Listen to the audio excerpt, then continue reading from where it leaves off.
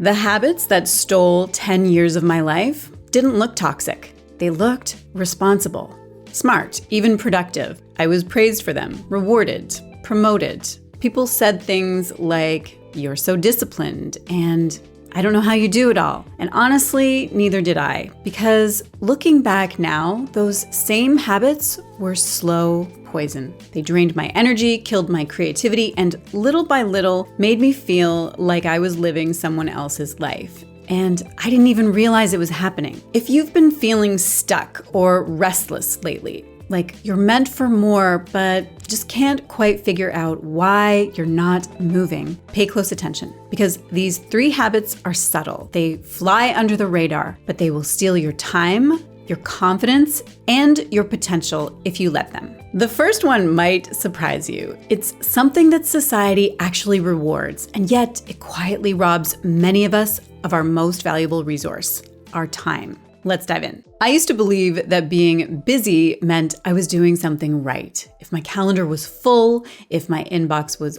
overflowing, if I was sprinting from one thing to the next, I thought that that meant I was succeeding. And the world agreed. Everywhere I turned, people said, "You're so productive, Kim." And I wore that like a badge of honor. What no one saw was that I was quietly exhausted, not the kind of tired that sleep fixes. It's the kind that makes your soul feel jet-lagged. At one point, I was working full-time as a doctor, raising 2 little boys, renovating our house, and writing a blog at night because I had this tiny spark of a dream that maybe I could do something else with my life. And I was nailing it. Color-coded to-do lists, meal prep, inbox at 0. I was the woman people looked at and said, "I don't know how you do it all." But what they didn't see was the part of me that felt completely numb. I was efficient, but disconnected. I wasn't designing my life, I was surviving my schedule. And that's the trap. Productivity makes you feel like you're winning, even when you're actually drifting. You confuse momentum with meaning. And if you're not careful, you wake up a decade later wondering how you got so far from yourself. But here's the scary part. Society rewards this. You get promotions and praise and respect, all for being the busiest person in the room. But the truth? Busyness is not the same as progress. In fact, researchers at the University of California found that the average person is interrupted every 11 minutes at work, and it takes 23 minutes to refocus. So basically, we spend our days being distracted from distractions. The problem isn't that we are not working hard, it's that we're often working hard on the wrong things. I was saying yes to everything, every patient, every project, every opportunity to prove myself, because my identity was wrapped around being responsible. And when you build your identity around being responsible, it becomes almost impossible to slow down. It took me years to realize I wasn't being productive, I was being reactive. I wasn't designing my life, I was defending it. If you've ever caught yourself color-coding a to-do list of things that didn't actually matter, yeah, same. The truth is, busyness is seductive. It feels really good in the moment, like junk food for your ego. But at the end of the day, it leaves you drained and hungry for something more meaningful. This is habit number 1 that can steal years of your life. It's the productivity trap, mistaking busyness for progress. So here's a small shift that changed everything for me. Once a week, I started doing what I call a progress audit. I would ask one simple question: what actually moved the needle toward who I want to become? Not what I did, but what mattered. Sometimes that answer was small, like taking a walk instead of checking my email. But those tiny decisions started to rewire how I valued my time. Because here's the thing, you can always make more money. You can't make more time. If that habit quietly drained my energy, the next one drained something deeper, my confidence. And it's one that most high achievers mistake for wisdom. If you've ever found yourself stuck in your own head, replaying every possible scenario before making a move, yeah, that one's next. But before we go there, if you have been feeling like your energy and your focus need a full system reboot, I created something that might help. It's a free 5-day challenge called The Reset. Each day, I walk you through short tools to reset your energy and focus and mindset. It's the same ones that I used to break out of this exact cycle. You can grab it by clicking the link below. It is completely free and it'll help you to start reclaiming your time before another year slips by. Let's talk about habit number 2, the overthinking loop. If habit number 1 was about doing too much, habit number 2 was about thinking too much. Now, here's the thing. I used to tell myself that I was just being thorough, responsible, thoughtful, the kind of person who considered all the angles. But really, I was overanalyzing myself into paralysis. You might have heard this called analysis paralysis, and it's a master thief because it steals your creativity, your confidence, and your ability to just move. I remember when I was first thinking about leaving medicine, I had this whisper that maybe I was meant for something different. But instead of listening, I opened a Google Doc called Pros and Cons of Ruining My Life.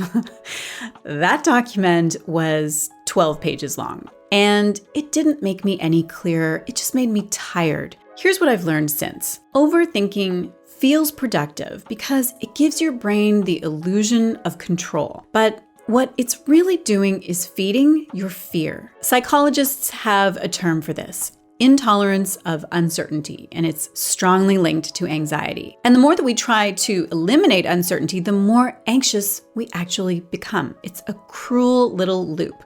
We tell ourselves we're being cautious, but what we're really being is scared, and scared people don't move. They circle. For me, overthinking became a kind of armor. If I could plan enough, analyze enough, know enough, then maybe I wouldn't make a mistake. But that armor was heavy and it kept me from living the life that I actually wanted. At its core, this is an identity issue. I had built my identity around being responsible, the good girl who doesn't mess up. So anytime I wanted to take a risk, my brain would say, whoa, that's not you. And the truth is, your brain will always choose familiar misery over unfamiliar possibility. That's why change feels terrifying, even when you know it's right. So what do you do instead? You start acting before you feel ready. I use what I call the 80% rule. When something feels 80% right, I go. Because the last 20% is just fear in a clever disguise. And I have realized that clarity doesn't come from thinking. It comes from doing. Action creates data. Data creates confidence. Confidence creates momentum. So if you're caught in that mental hamster wheel right now, here's your reminder. You don't need another plan, you need a decision. And once you make that decision, your brain finally relaxes because it's no longer spinning hypothetical futures, it's executing a real one. Now, if this habit drained my confidence, the next one drained something even more personal, my sense of self-worth. Because it's the one that looked the most virtuous. It's the habit that we are taught to be proud of, and it's also the one that nearly broke me. Let's talk about habit number 3, the self-sacrifice cycle. This one might hit a little close to home, especially if you are someone who takes pride in being dependable. Because habit number 3 looked a lot like strength. I used to think I was being selfless. I was taking care of everyone else, my patients, my kids, my family, my staff, and leaving absolutely nothing for myself. And I told myself that that was noble. But what I was really doing was abandoning myself in slow motion. I'll never forget the moment that it caught up with me. A year after my second son was born, I got really sick. At first, it was just fatigue and joint pain, but within weeks, I could barely walk down the stairs. Eventually, I was diagnosed with something called Lofgren syndrome, which is a kind of inflammatory arthritis. My body had basically gone on strike. And looking back, it wasn't mysterious.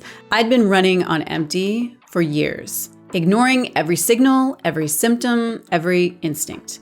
Because I had this story in my head. Real strength means pushing through. But strength isn't how much you can carry. It's knowing when to put something down. And I know a lot of people, especially women, who learned the same lie, that your worth is measured by how much you give, how much you tolerate, and how little you need. There's even research showing that women are nearly twice as likely to experience burnout as men, largely because of role overload and emotional labor. In other words, we're trying to do everything for everyone while pretending we're fine.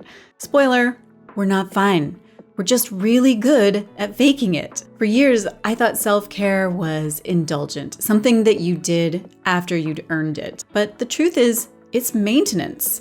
It's what keeps you in the game. When I finally started taking that seriously, eating real food, sleeping, moving, saying no, not only did my health return, but so did my creativity and my joy. Because here's what I've learned. You can't pour from an empty cup, but you also can't create from an exhausted one. Trust me, I tried. Now I do something incredibly simple that changed everything. Every morning before I even touch my phone, I do what I call the 5-minute self-check.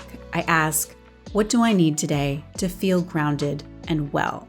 Sometimes it's physical, like sunlight or movement or protein. Sometimes it's emotional, like a boundary or a quiet hour alone. And sometimes it's just grace, permission to be human that day. Those tiny check-ins rebuild self-trust because they remind you your needs matter too. So those were the 3 habits that quietly stole 10 years of my life: busyness, overthinking, and self-neglect. They didn't look toxic, they looked responsible. But over time, they drained my energy, my confidence, and my sense of self. The good news, you can take all of it back. So let's talk about how. If I could go back, I wouldn't tell my younger self to work harder. I'd tell her to slow down, to trust her instincts, to stop performing responsibility and start living in alignment. Because the habits that stole my time weren't bad habits. They were misdirected virtues. Busyness looked like dedication. Overthinking looked like wisdom. Self-sacrifice looked like love. But all of them were slowly disconnecting me from myself. And that's the real danger. When you lose touch with who you are, you start living on autopilot. You end up chasing goals that don't fulfill you and following rules that don't belong to you. The truth is, you can't create a new life with the same identity that built the old one. That is why transformation isn't about adding more habits, it's about rebuilding from the inside out. And when you start to do that, when you redesign your inner blueprint, everything changes. You stop chasing progress and start experiencing peace. You stop overthinking and start trusting. You stop running on empty and start moving from overflow. And that's when you realize those lost 10 years weren't really wasted. They were data. They were the lesson plan for the person that you're becoming now. So which of these 3 habits has been quietly running your life? Let me know in the comments. I read every one. And if you're ready to hit the reset button, as I mentioned, I created a free 5-day challenge called The Reset. Each day, I'll walk you through short, powerful tools to help you to clear mental clutter and regain focus and reconnect with yourself. These are the same tools that I use to rebuild after burning out. You can join for free just using the link below. If this resonated with you, then the next video that I would recommend watching, and I will link this one on the next screen, is the 5-minute practice that stops you from wasting decades. It'll show you exactly how to realign your days with who you want to become. Because change doesn't start with willpower, it starts with identity. Thanks for being here, and I will see you in the next one. Ignoring every single tea break. It's good when I make these little mistakes. That actually gives me a chance to drink my tea, so I don't forget. Okay.